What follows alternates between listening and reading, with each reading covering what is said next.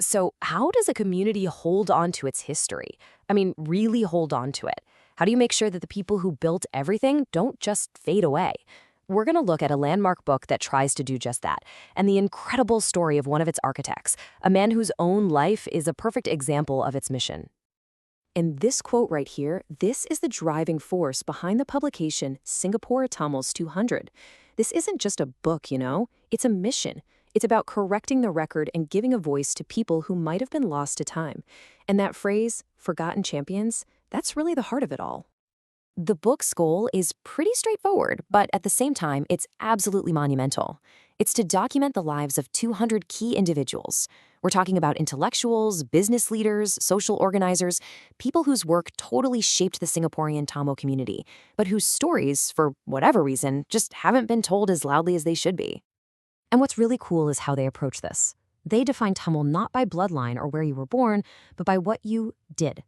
So if you help develop the Tamil language and its people in Singapore, your story belongs in here. It's this really open, beautiful way of looking at what community means.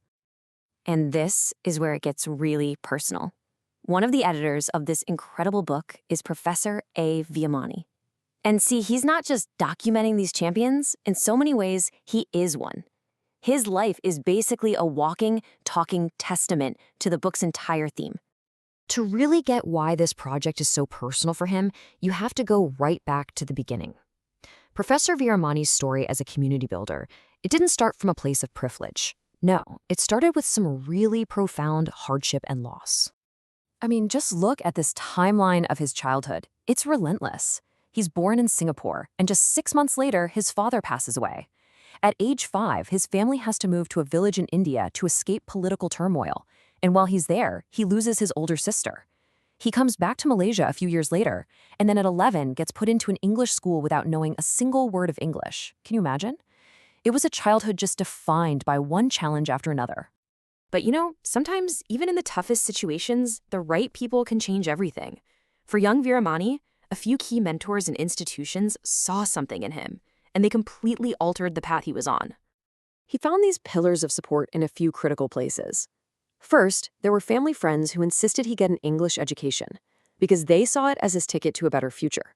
Then, he found refuge and a sense of guidance with the Swamis of the Ramakrishna mission.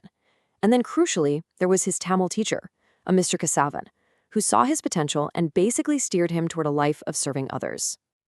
This was the light bulb moment.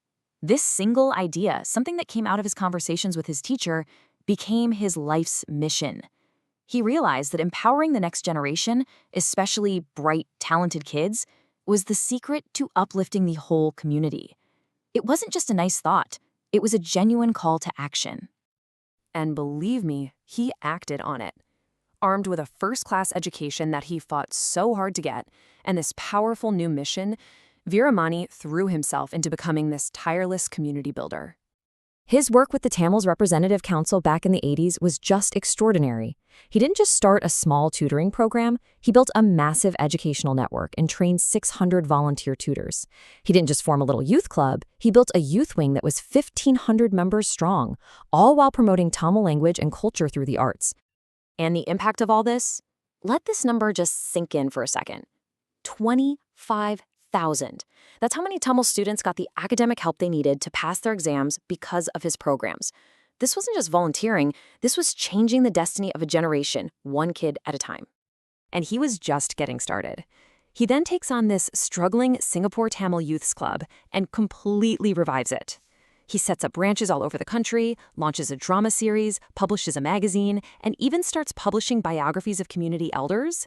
You can see the seeds of his leader work being planted right there. Oh, and for Singapore's 25th anniversary, he launched 25 Tamil books, all at once. The sheer energy is just incredible. And this is where it all comes full circle. All of these different threads, his difficult past, that powerful mission, his decades of community building, it all leads directly back to the book we started with. This is really the heart of it, isn't it?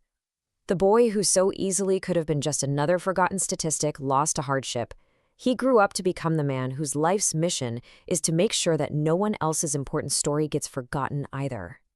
So it all culminates in him co-editing Singapore Tamils 200, That mission statement from the book about not letting champions disappear beyond the margins of historical memory, for him, that's not just some professional goal. It's the story of his own life. It's a promise he's been fulfilling for his community for decades. And that leaves us with this final thought, a really vital question for all of us, really. If a community doesn't know its heroes, if its champions are forgotten, what kind of foundation is left to build its future on?